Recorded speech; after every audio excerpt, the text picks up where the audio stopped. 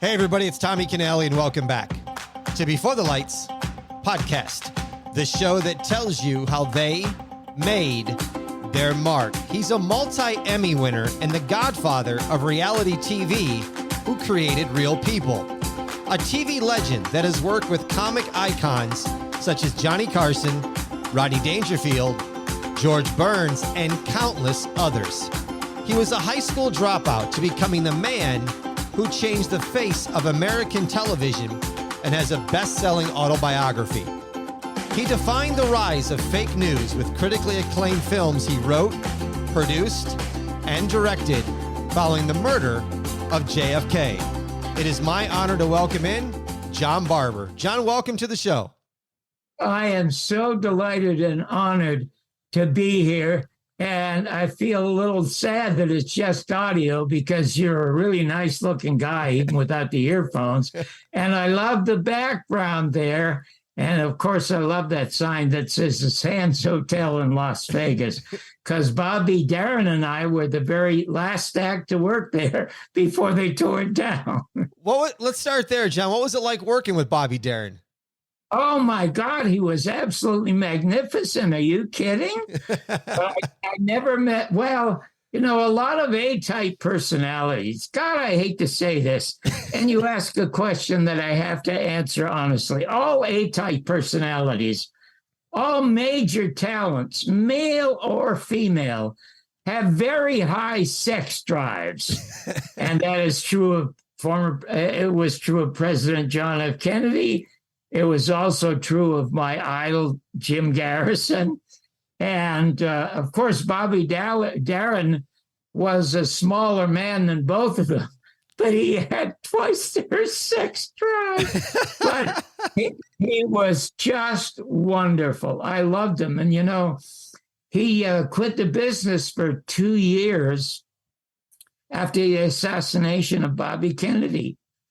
And when he used to work, he always wore a tuxedo because that's what Las Vegas and show business was like. And his Mac the knife was by far the best of anybody's in the entire world, okay? It's not even close. Not even close. But when he came back, he only wanted to dress in jeans and a shirt and very casually. So the first time he got on stage, they booed him. But, well, he was gone.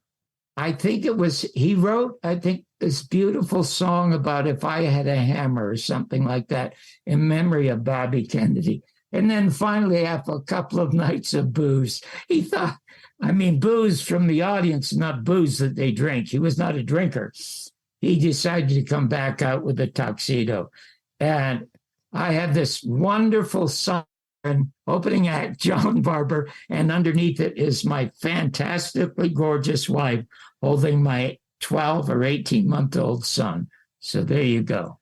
Love it. Listeners, this is what this show is going to be about. We're going to start the first half about who John is, his background, some of the fantastic things he's done, and then we're going to get into the assassination of JFK, because this is a big part of what John has done. I don't want to, shed light of that, but I want to leave you with that. So let's start here, John. What does it mean now being 90 years old and looking back going, you just got through a cruel upbringing and being a high school dropout? Is it all too surreal for you? Well, it's magical. It really is magical, What a really, really nice question, because you're talking to me while I'm in Las Vegas, and I noticed that sign up there says the Sands Hotel. When I first came to the United States, I was 17 years of age, and it was the first time I was deported. I was deported twice, by the way, once at 17 and once at 20. But I was born in the Salvation Army Charity Ward in Toronto to two parents who didn't want me. I came from a severely dysfunctional family before it was popular. And my father fought so hard with my mother, he figured he'd be better off getting a gun and going and fighting the Germans.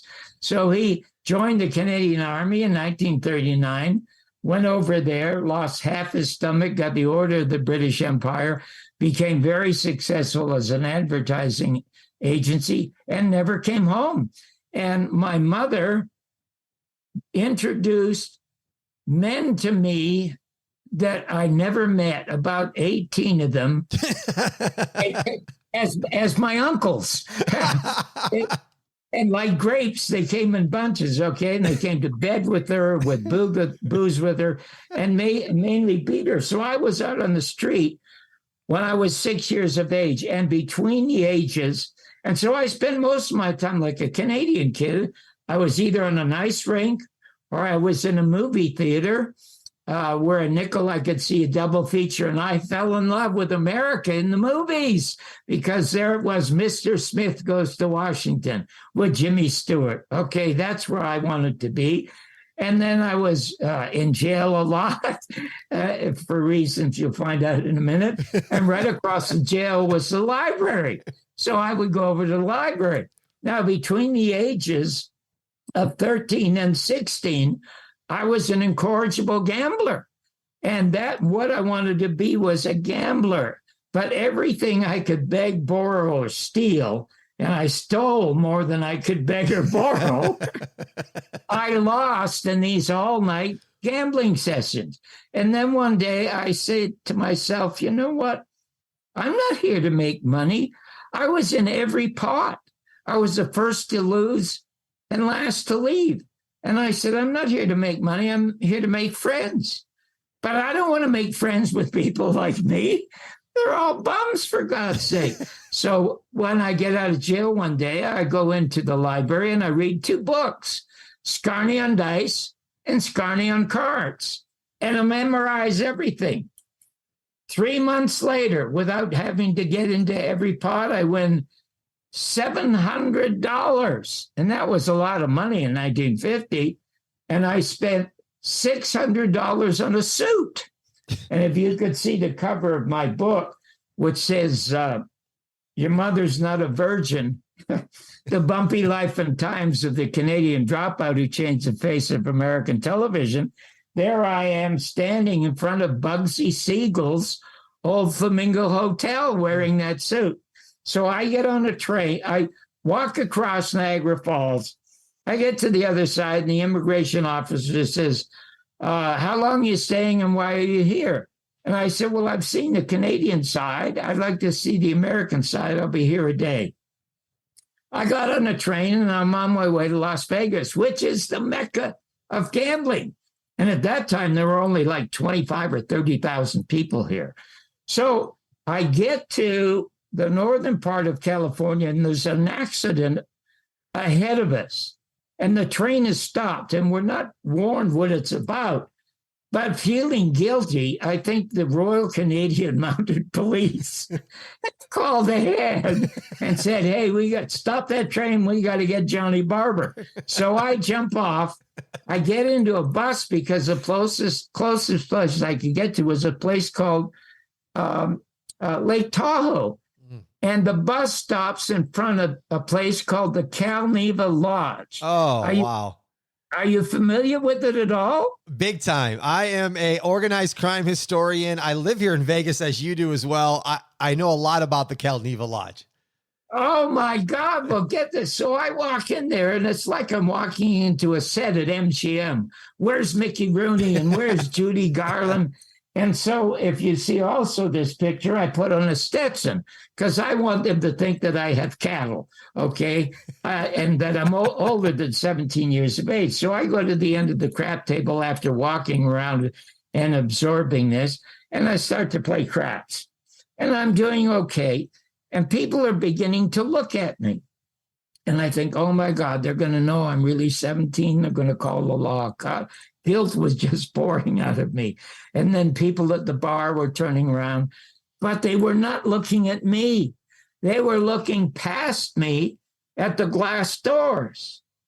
And everybody stops, and guess who walks through the glass doors?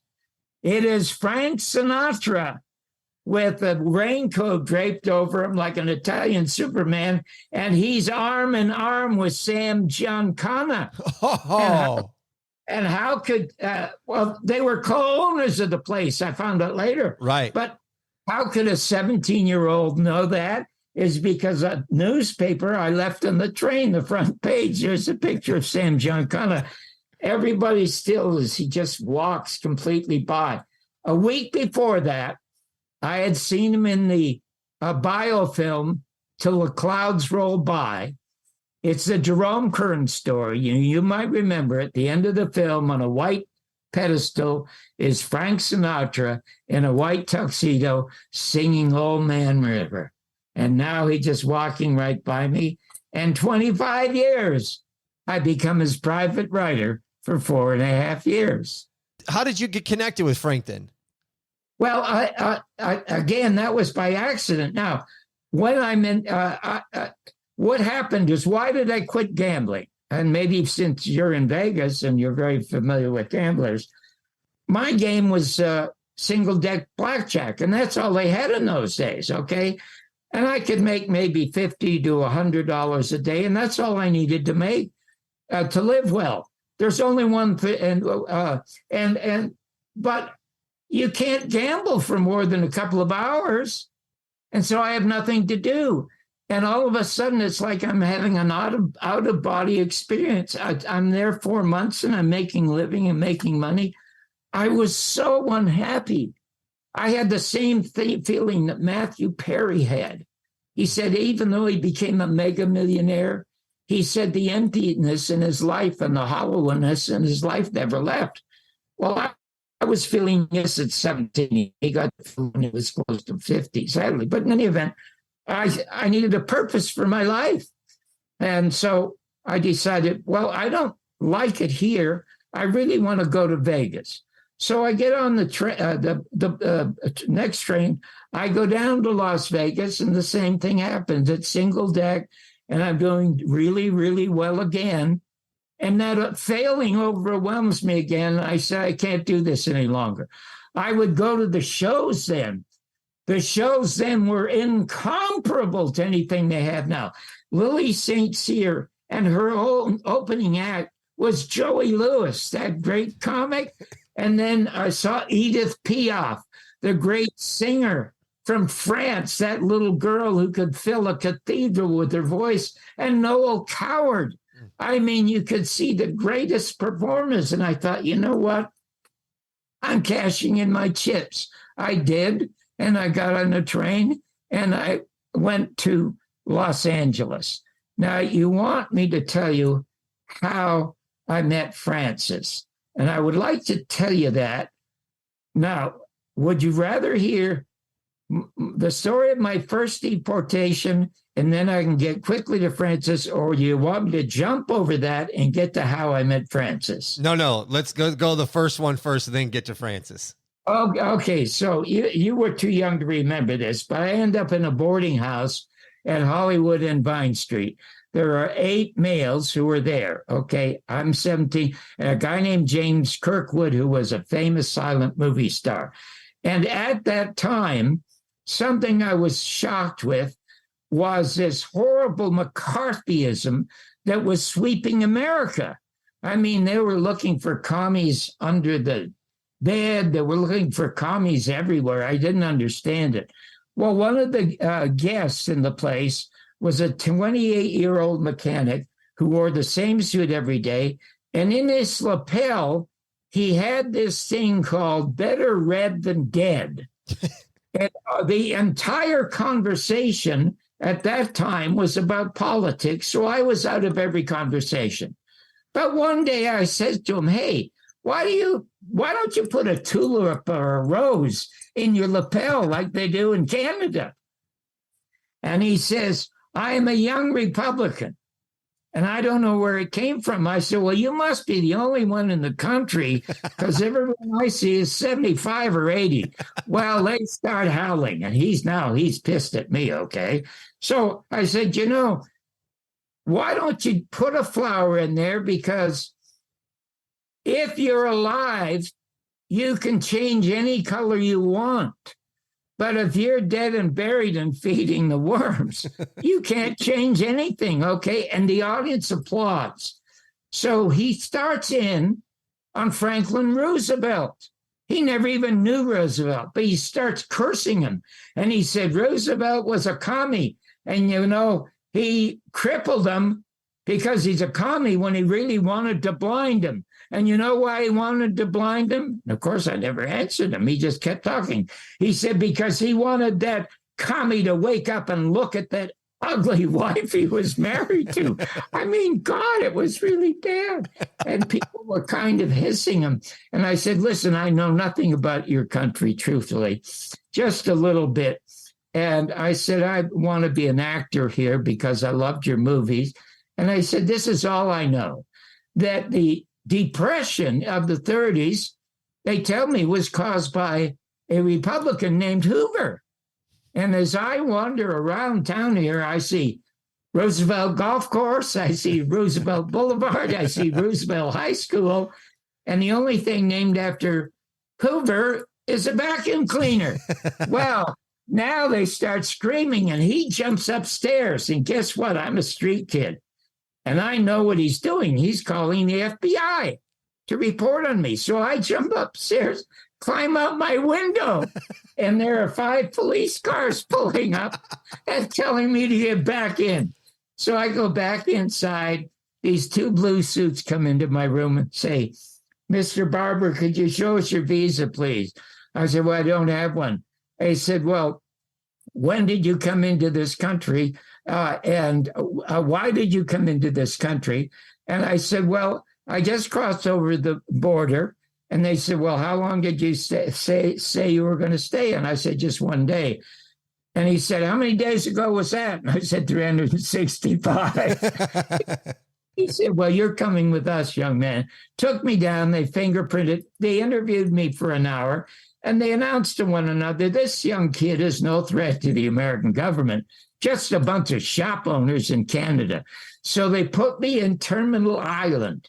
I don't know if you're familiar with that in San Diego. No. It makes Miro-Lago look like a bungalow, for God's sake. It could be a resort. And there are no guns because we're just, guys who snuck into the country. And on the left, 50 yards away was a bus stop, 1 guard unarmed. And to the right is the ocean. 30 yards out are all these ships. So I'm on the 3rd floor. And I'm not going to stay there. And I beg one of the officers, please, what is it? Can you deport me now? Or what is it I can do to get out of here? I can't stay here. I have claustrophobia.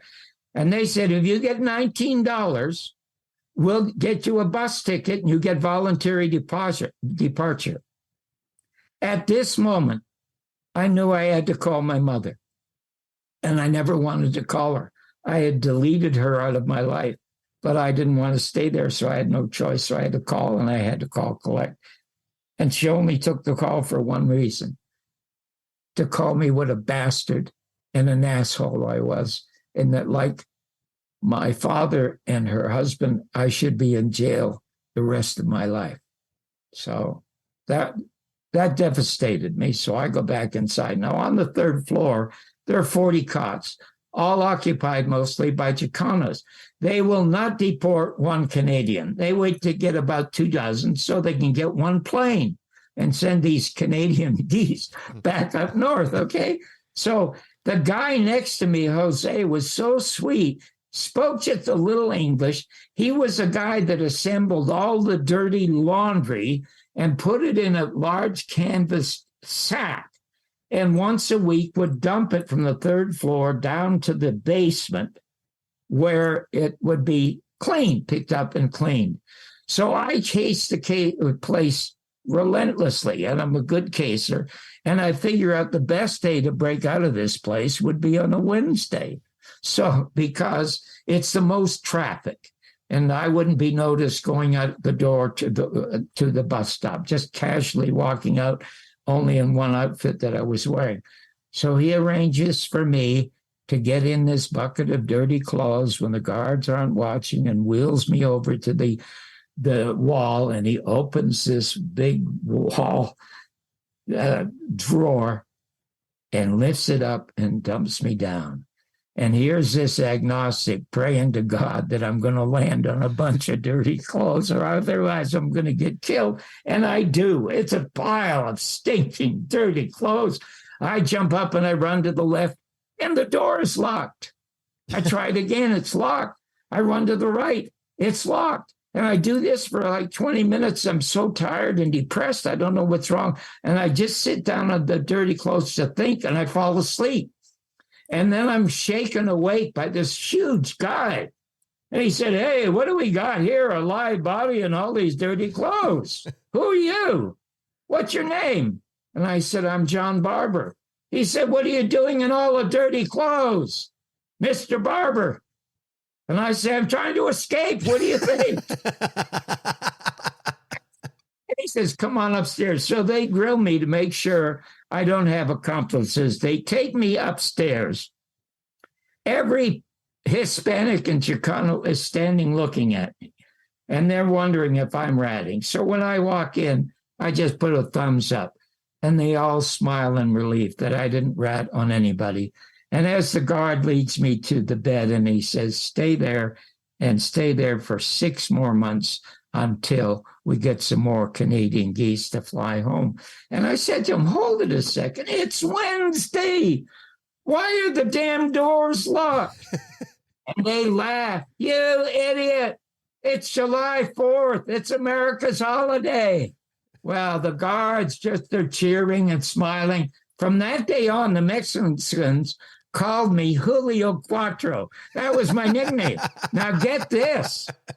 30 years later to the date, I am hosting the whole show I created, Real People. And I get this letter.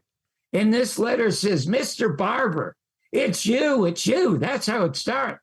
I know it's you. I'm telling my wife and I'm telling my children and my mother and father and all my neighbors, you're the guy that I dug out of those dirty clothes 30 years ago. I would never forget that voice or that face. Please tell me I'm right." So I sent him back an 8x10 glossy, which all people in show business have. And there I am now in a $1,000 suit. And Sarah Purcell's got her arms around me and kissing me on the cheek. And I tell him, "I've been looking for you for years, because if you hadn't pulled me out of that pile of laundry, I'd either be in the Merchant Navy or I would be in jail." That is awesome. So anyway, so now to the story of how I met Sinatra. I became the first person in America to review movies on the news. And when I was at Channel 11, after I'd been fired from my morning show, my first morning show where I tried to book Jim Garrison, which we'll get to a little later. That's why I introduced the fact of doing movies on the news, was on that particular show, was the number one morning show in LA. Anyway, I end up, Tom Brokaw sees me and recommends me to NBC. And my sidekick at 6 o'clock is Tom Snyder. You remember Tom Snyder? I do. Well, he used to be the anchorman before he got the Tomorrow Show. I was there 5 years, won Emmys 3 years in a row. I was their critic at large. And there was a movie that came out called The Great Gatsby with Robert Redford. Remember the film? Yeah, absolutely. Okay, so it was a remake because the first was done by Alan Ladd with Veronica Lake. And both of them were wrong. And the one that was the worst, of course, was one with Robert Redford. And this is the reason it was wrong. Now, I will tell you the reason it was wrong after I tell you the guy who was responsible for making the film. It was the head of Paramount Studios, a fellow named Phyllis Diller. His real name was Barry Diller, but he, in actual real life, was a Phyllis. And he's going to hate to hear that. And he has to hate me. But it's an easier way for me to remember him because he absolutely hated me. Anyway, he announced to the world that if you bought Paramount stock, that you would quadruple your money because of the fashions in the film. And I must tell you, the technicolor quality of the film was magnificent. And the movie opens with this 15 or 18-minute scene of this billionaire, handsome Robert Redford, throwing this unbelievable party where there's fornicating and drinking and all kinds of stuff. In other words, there's no one to like in a year where America is falling apart. That was the main problem with the film. F. Scott Fitzgerald, who wrote the book so well that you could stay with that until the end, when you found out that Gatsby was as poor as I was during the Depression. He was a self-made billionaire, but by that time, who gives a shit? Nobody. So anyway, it was on the cover of Time magazine. It was on the cover of Newsweek magazine. They were having Gatsby parties in Beverly Hills. They were having them in Bel Air. The ticket price for a theater at the time was $3. And he said, this film is going to be so popular, there'll be people walking or lined up around the block, and I'm going to now charge a hard ticket price of $6 payable in advance in order to get into the theater. So when I review the film, I tell the audience exactly what I just told you about how bad it was, and I've Scott Fitzgerald, and I close it by saying, the only way Barry Diller is going to get $6 for this movie is if he charges $3 to get in and $3 to get out. Well, that destroyed the film. It literally destroyed the film. Well, I get a call from a guy named George Slaughter. George Slaughter was the co-creator of Laugh-In. And he was doing a revival of Laugh-In. And he asked me if I would come on and be a critic at large, movie critic at large on Laugh-In, and write jokes. At the time, he had 17 writers. And one of them was David Letterman's girlfriend, very talented girl. So anyway, I come on and George Slaughter lost the original Laugh-In. Do you remember the original Rowan and Martin's Laugh-In? I do not. You do not? I do not. I remember Laugh-In, but I don't know if I remember the original one. Oh my God. It was the greatest comedy show for 3 years, but Slaughter destroyed it because, of course, you remember the name of the comics, Rowan and Martin? Yes. They lived here in Vegas, okay? The show became famous for them, and Slaughter was unknown. So he sued them and they canceled the show. It was a total mess. In the revival, he didn't want any host, permanent host. He was going to have star hosts, and the first host was going to be Frank Sinatra. So in any event, Francis walks in again with a few more of his Praetorian Guard. Now, you know that he could be awfully tough. Yeah. Now, in Laugh-In, there are no, even though they're laughs, it's all canned laughter. I'm in an empty studio and I'm in the back, sitting way up there. And so George Slaughter hands a guy a couple of pieces of paper. Frank always wanted his friends to call him Francis, so forgive me. And he looks at them and he crumples them up to, who wrote this shit? Who wrote this shit? And throws them on the ground. Oh my God, I felt so bad for the other people. And then Digby hands him a piece of paper and he said, well, Mr. Sinatra, why don't you take a peek at this? And he hands me my stuff. I don't know it, but it's my stuff. And then he starts to laugh. And there's a joke in there about the Democratic Party going to the prisons in New Jersey, where Francis was from, looking for candidates who could run for governor. Well, he thought that was just hilarious. It was so him. He said, hey, who wrote this? So Digby points at me and he looks up at me and he says, hey, kid. Now I'm in my 40s. He says, hey, kid. And I come down and I'm so nervous. Now, have you ever heard of a critic by the name of Rex Reed? I've heard the name. Okay, Rex Reed was the most famous nationally syndicated film critic, but he was out of the closet like Phyllis Diller and Merv Griffin and Jim Neighbors and a bunch of others. And Frank Sinatra absolutely hated him, okay? As a matter of fact, he hated all critics, as you well know. So anyway, he looks at me and he said, "Hey, are you that critic on the 6 o'clock news with Snyder?" And I said, "Yes, sir. I'm the one that's known as the heterosexual Rex Reed." Well, he howled and grabbed me and shook me. He said, "God, that is funny. I want this guy's joke." So then Digby Wolf hands him my first comedy album. And my first comedy album, done in 1966, called It's Tough to Be White, which is more topical today on my site than it was then. And they had a hard time. How do you release this? All these riots are going on. My wife was a band singer for Earl Father Hines. Does that name ring a bell to you? It does not. Earl Father Hines was part of the Louis Armstrong Sextet. Okay. Most famous sextet in America, but he didn't like Louis' lifestyle, the drugs, the women, and everything. He goes to San Francisco, starts a big band. My wife's the band singer. And of course, working with Earl, she becomes friends with Redd Foxx, who became my very first mentor. And by the way, we might get to him. I was the one who put him first on entertainment television that led to his show Sanford and Son, because that's his real name. John Sanford is his real name. And then Dick Gregory. You remember Dick Gregory? Yes, definitely. Okay. He was the Black Bob Hope at the time. He wasn't involved in assassinations or food or anything.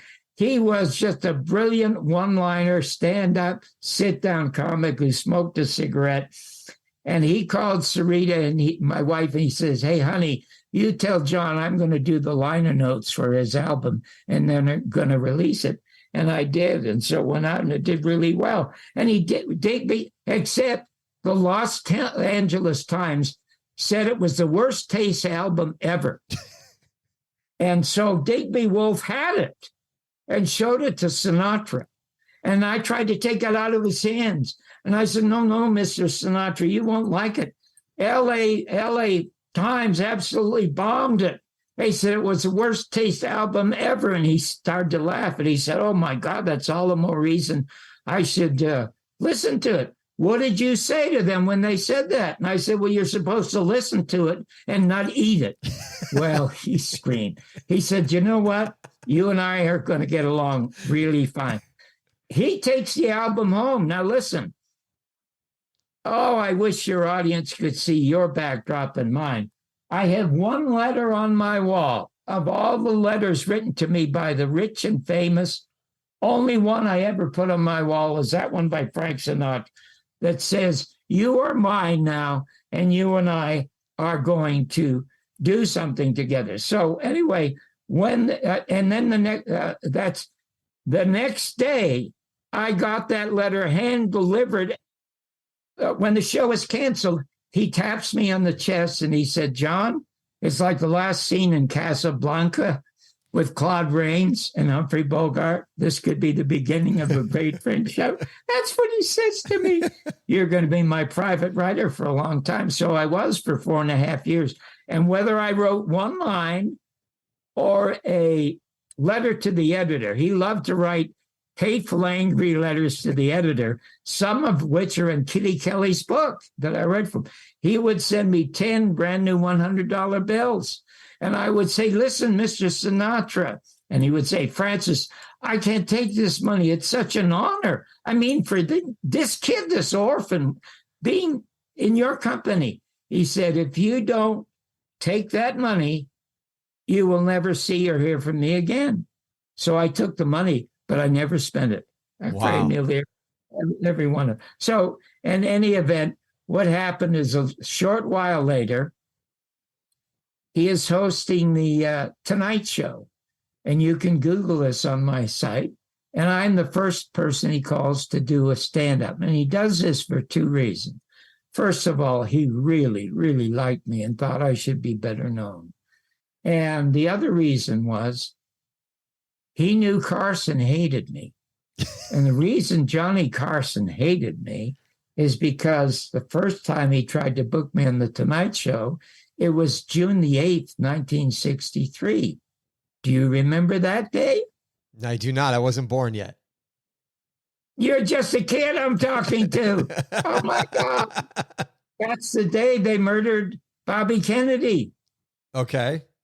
And Carson was stupid enough to want to do a show. Now, I'm just a kid who wants to become successful. And listen, the second most famous writer in America is Mark Twain. And one of the smartest things Mark Twain ever said is the two greatest days in your life are the day you're born and the day you discover why.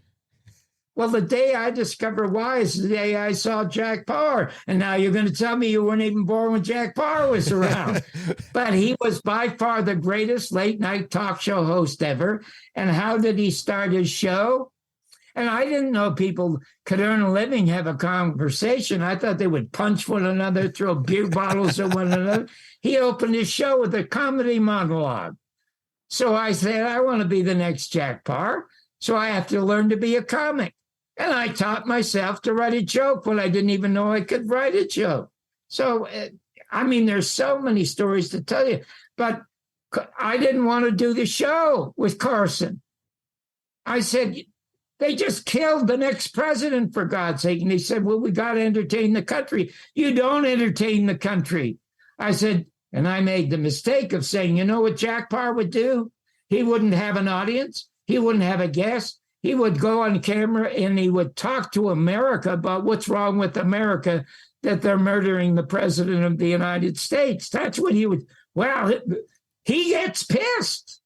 And he said, if you don't do the show, you'll never do the show. That was the only show business mistake I ever made. I wish I had gone downstage and told America how much I loved America. I came here because it's a country of second chances. It's the one country in the world that's made up of every other country in the world, only country in the world built on a foundation of laws, the Constitution and the Bill of Rights. But I wasn't smart enough to do that. I did a bad act. The only time in my life I bombed. Now, a guest leaves the show. A guest that's booked leaves the show. So he has nobody to talk to at the couch. And I want to get off stage. He grabs me to sit down. And I don't want to sit down because I look into those squinty blue eyes and I smell my goddamn mother. Did he stink of booze? Okay. So it was one of my worst days in show business history. And from that day, even though I became a monumental hit at NBC, whenever he could, tried to get me fired. And he could, even the king of comedy couldn't get this critic fired. So anyway, after, I'm going to tell, can I finish telling you the rest of the Sinatra Carson story? Yes. Okay. And if we miss out on Carson, we'll just get to my third documentary, which opens November 27th in Encino, California. And very briefly, I can tell you what it's all about. And it's all very moving. And on the 25th, which is a Saturday, I'm going to go down there for all three screenings to meet and greet the people and do a Q&A if I asked to. Anyway, when you're on the Tonight Show, Doc Severinsen and the band plays really loud during the commercial breaks because they're 3 minutes long. And if it's silent, the people just start talking. And he's trying to keep the people quiet so they're quiet when the commercial breaks are over. So Mr. Sinatra says, we'll be right back. It's about the middle of the show. And I know that I'm next to be on. And there's no music. So you can begin to hear the roar from the audience. They start talking 1 minute, 2 minutes. And by 3 minutes, oh my God, it's like, holy shit, there's so much noise. You could hear it at the airport. And I'm panicked. I literally want to run for my life. It's like the day with Carson, I'm going to bomb in front of my friend Sinatra in the world. I just can't do it. And all of a sudden, there's Francis introducing me, and I have to go out. And I go out, and I'm a hit. I'm a real hit. The 5 minutes, goes to almost 10 minutes because of the applause during the show, which of course thrills Sinatra. When the show is over, two things monumental happen, three things. I go outside into the hallway and wipe the sweat off of me. And my wife is there to do more wiping for me. And then the band leader comes out. He's got tears in his eyes. He said, John, I'm so sorry I didn't play for you during the break. And I said, well, that's okay at all. As Shakespeare said, all's well that ends well. I mean, it really went great. He said, I'm so glad you were such a hit. And then my wife and I start to move away. He said, the reason I couldn't play for you, is Johnny told me don't play before that asshole comes out. And I'm the asshole. Okay. He didn't play. It didn't bother me in the least. So anyway, I get home and the phone rings. And it's Jim Garrison. Mm. Now, I had been dumped off of the AM show for first in 1970 trying to book him. I lost that show. And he didn't know that I could do stand-up. And he was just thrilled. And he loved one of the straight lines. It was right after Watergate. And I said, Watergate is something that may put America on the brink of democracy. And there was a huge applause. And then there were other jokes. One about Tom Snyder. I said that I am a film critic and I work with Tom Snyder. And Tom Snyder is the type of anchorman who gives the impression to you that the news is there to bring you him. That got a standing ovation. And Sinatra almost fell out of his seat. Anyway, so Mr. Garrison wants to borrow some of the material. And then I'm at home, and the other call is from Frank Sinatra. He said, Johnny, I want you to get over to the Formosa studios as soon as you can because I want to talk to you. I'll go over to the Formosa studios. He is sitting as casually as you and I are now. You would not know that man was in show business. The only picture he had on the wall was the picture of his wife. I mean, not his wife, his mother. He just absolutely adored his mother. But there was this aura that he gave. Some people give off an aura that stops a room and fills a room. And Sinatra was absolutely one of them. And he says to me, how would you like to come on the road with me for 8 months?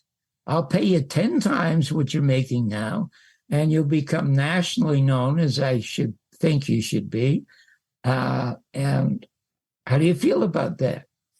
And I said, well, I don't think I could do that, Francis. He said, what do you mean you can't do that? You're only making $150 Monday, Wednesday, Friday, for God's sake, and you're only in LA. I'll make you a star. And I said, my father deserted us when I was 6, and I just have a young son now, and I'm not going to inflict that pain on my son, so I'll accept the $350 a week that I make from NBC and take my son to his junior golf tournaments, and at the time, my son was the junior Caucasian Tiger Woods. So he almost had tears in his eyes. And he grabs my hand and he said, well, you and I have to do something together, And I said, and I don't know where it came from. I said, you know what you and I should do? Do you think this story's going to interest you? Absolutely. Oh, do you know what I think you should do? Because it interested him. I said, you should do an Italian Roots. And he said, what the F is an Italian Roots? And I said, don't you remember Roots on ABC? Kunta Kinte goes to Africa. Do you remember that? Were you born by then, for God's sake? I remember that. I do remember that, John. Okay, thank God you remember that. Monday through Friday, the whole country stopped to watch that. I said, your friend, Bing Crosby, was 77. He died on a golf course of a heart attack in Spain. Do you go into a restaurant anywhere in the world and hear Bing Crosby singing a song? He said, no. I said, listen, you go into Maggiano's or any other Italian restaurant in the world, and there you are, belting out songs. But you were more than a singer. You were a social force. If you and your Rat Pack had not sung high hopes for John Kennedy, he would not have become the president of the United States. I guarantee you that. And he said, you think so? And I said, listen, I know so. He barely won, for God's sake. And he only had won with the help of the crooks from your friends in Chicago. He did some of the vote counting in the Ozarks, okay? So it was a very thin election.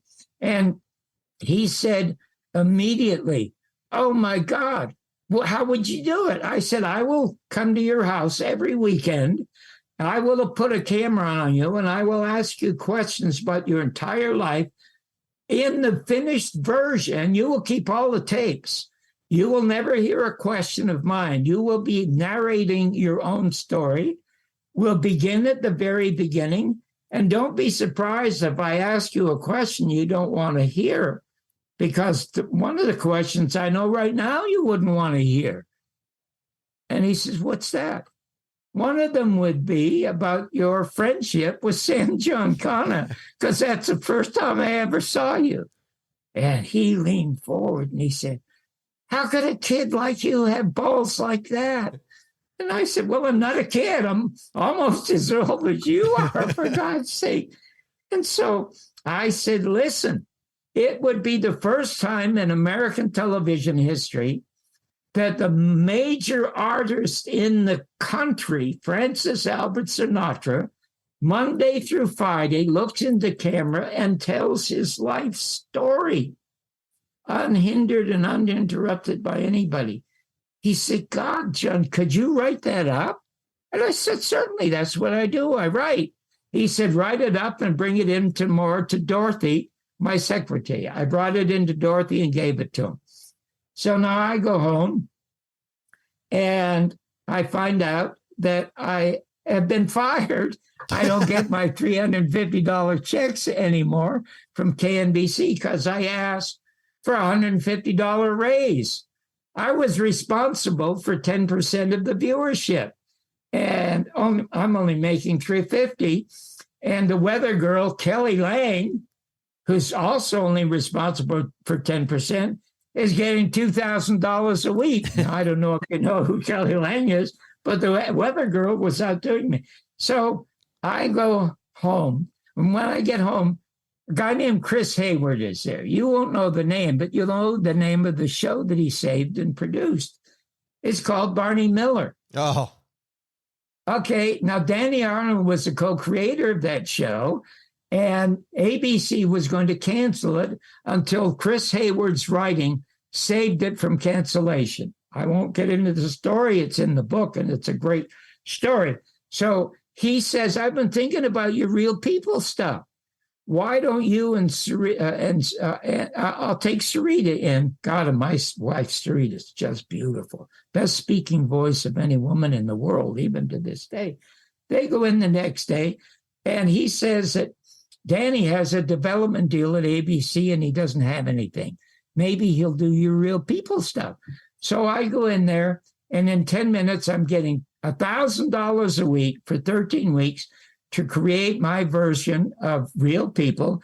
And it's going to be called National Graffiti. It's a combination of the National Enquirer, where a lot of stories came from, and that great film from Universal called American Graffiti. And so anyhow, Danny sends me to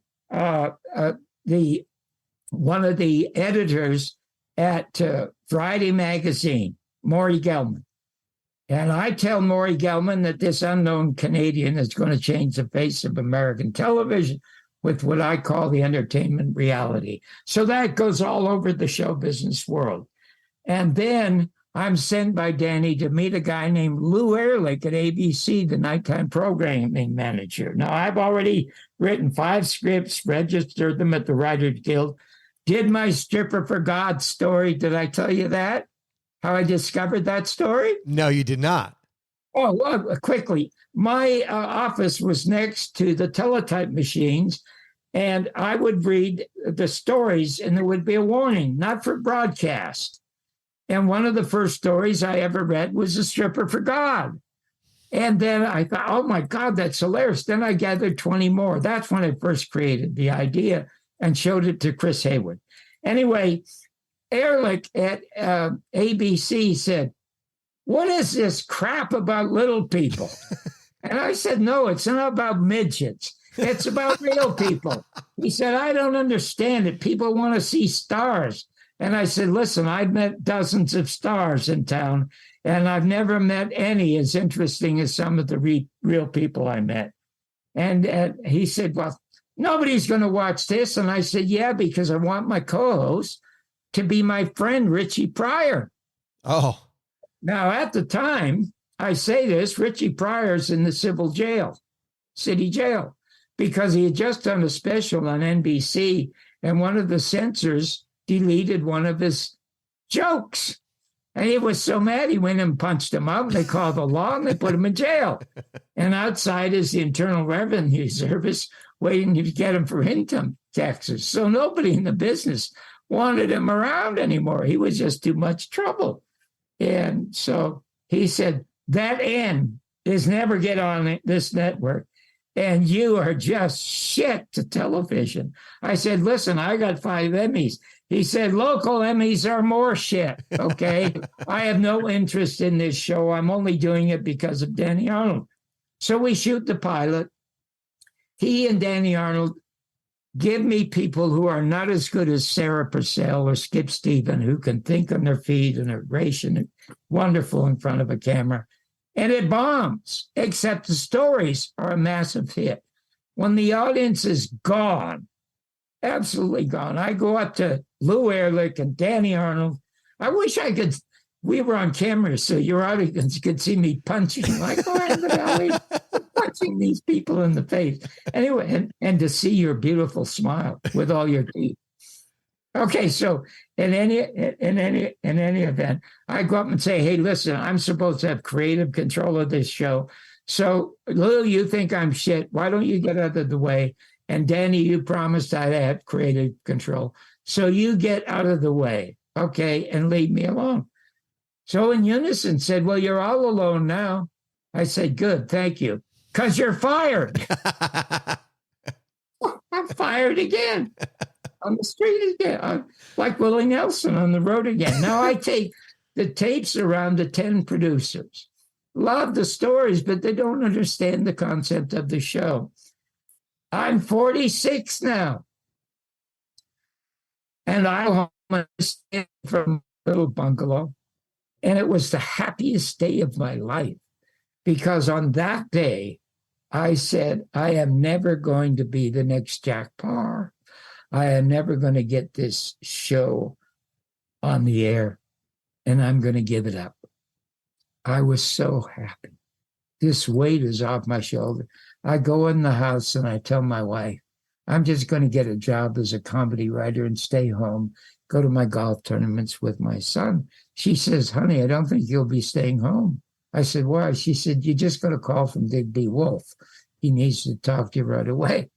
So I called Digby and he said, hey, John, I got a development deal at Westinghouse. He said, I hear you're having a tough time with ABC. Bring your stuff over here. So I go over there and it's on the second floor of George Slaughter's office. And he's in the right office. George is in the left office. And Digby's on the phone. I'm sitting on the sofa waiting for him to get off. And George's office opens up and he sees me again. This huge guy used to be a bouncer at Zero's. He lifts me off the ground. How happy to see you. Oh, come on in here. So he sits me down. He said, you know, I have a contract to do 4 one-hour specials with NBC called City versus Country, City Jokes versus Country Jokes, City Songs versus Country Songs. And I say, God, George, what a great idea. Perfect for you with your short attention span. And then he says to me, how would you like to do your reality show here? And I say, are you kidding me? He said, no, I just got a call from Freddie Silverman out of the blue. And he said, George, can you do a show about real people? And George says, let me know. I'll call you back after a short meeting. So I said, I want to call him back and tell him we're going to do a show. And I said, are you kidding me? And he said, no, you can do it here. And I said, are we going to call it a national graffiti? He said, no, are you an idiot? I want to call it Real People so Silverman thinks he's the genius. So that's how it got its name. And that's how we got the show. So I get the first show on. Nobody understands it. Within 1 year, it is the #1 show in American history, 22,000 pieces of mail a week. And I'm making $30,000 a week at that time. And my wife says to me, you know what we can do?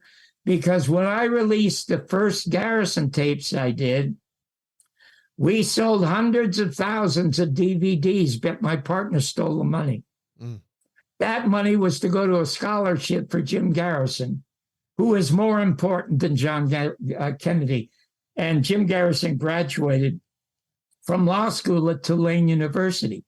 The second film I did, which was called The American Media, and the second assassination of President John F. Kennedy, which will be around 100 years long after Oliver's film or ever any book or ever, is only $2 on Amazon. And my son, who's the executive producer of Criminal Minds, said, when you put it up, Dad, you only got it up for $2. Put it up for $20, for God's sake, you'll make the money.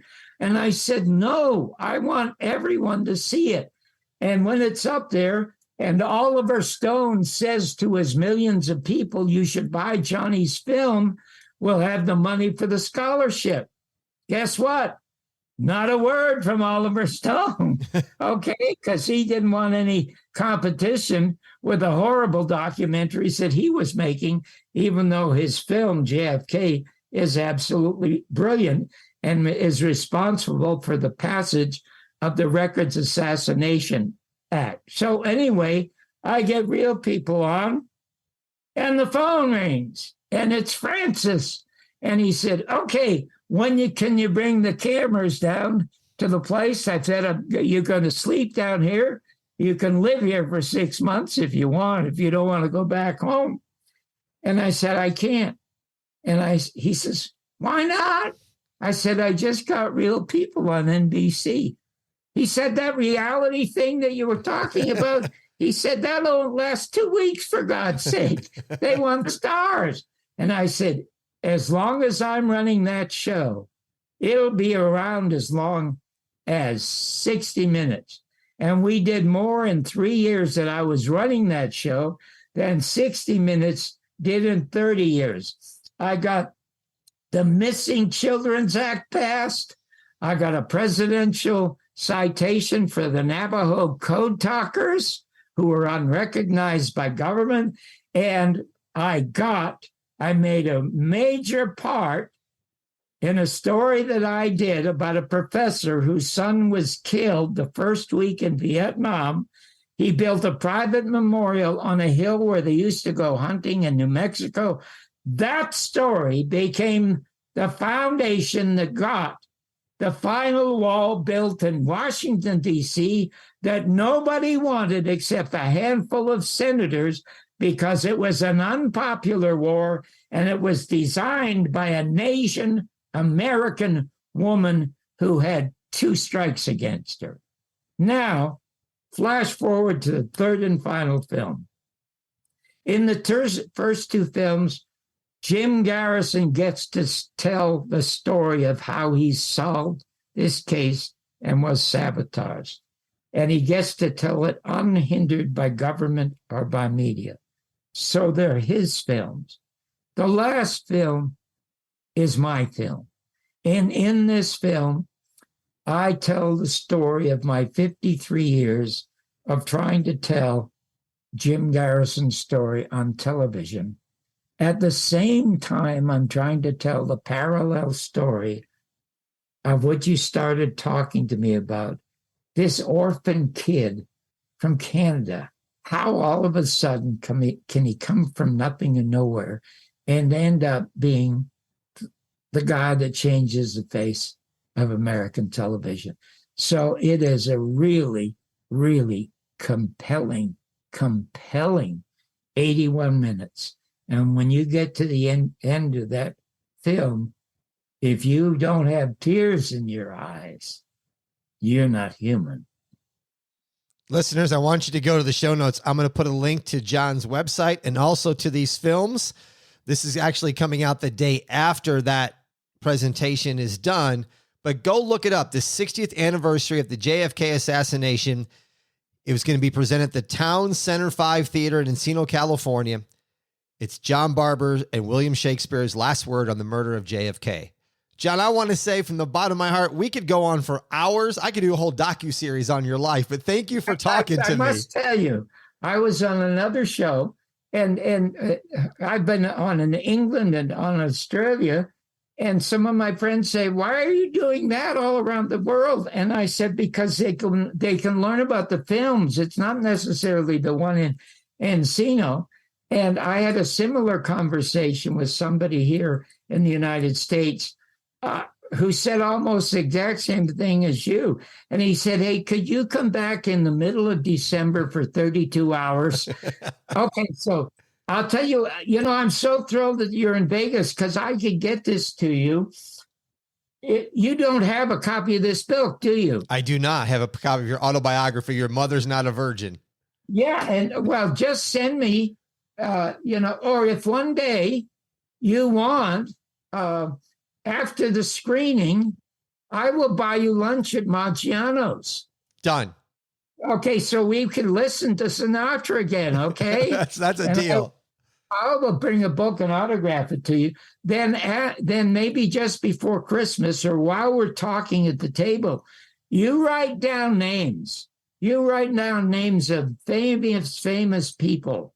And I will have stories about them. George Burns and Lucille Ball and all of them, people who are famous politically, for God's sake. Cesar Chavez, who called to be on only my show. He wouldn't be on anybody else. I mean, the stories are endless. Muhammad Ali, for God's sake, all of them. We'll do that. You write them down. So I will have those stories to tell you, and maybe by then you might have read 2 or 3 of the 752 pages. And one of the great reads for you, I was the first host of the Gong Show. Wow. So you just look in, where are the 5 pages on the Gong Show? Read that. It's hilarious and informative. So you know what? That's what we'll do. You and I are going to go to lunch at Maggiano's. That sounds great. As soon as we get off the recording, we'll go exchange numbers. Yeah, well, Harlan gave you my cell number. He may have. I don't know. I'll look and see if he did or not. It could be on the list, but it might be on there. Yeah. Okay. And then you get my cell number. Send me your cell number, and I will call you. And if I forget, you call me after the 25th. After the 20. No, you call me after the 25th, which is a Saturday. But my God, in Vegas, you and I have so much to talk about. Oh, we got hours to talk about, John. And I want to tell my listeners this. Make sure you go to the show notes so you can get your hands on the autobiography. You can check out the films. You can check out his website. I will put all that for you there, as well as this, the podcast docuseries that I did in support of the Native American rights of the harsh and unfair treatment of the indigenous community.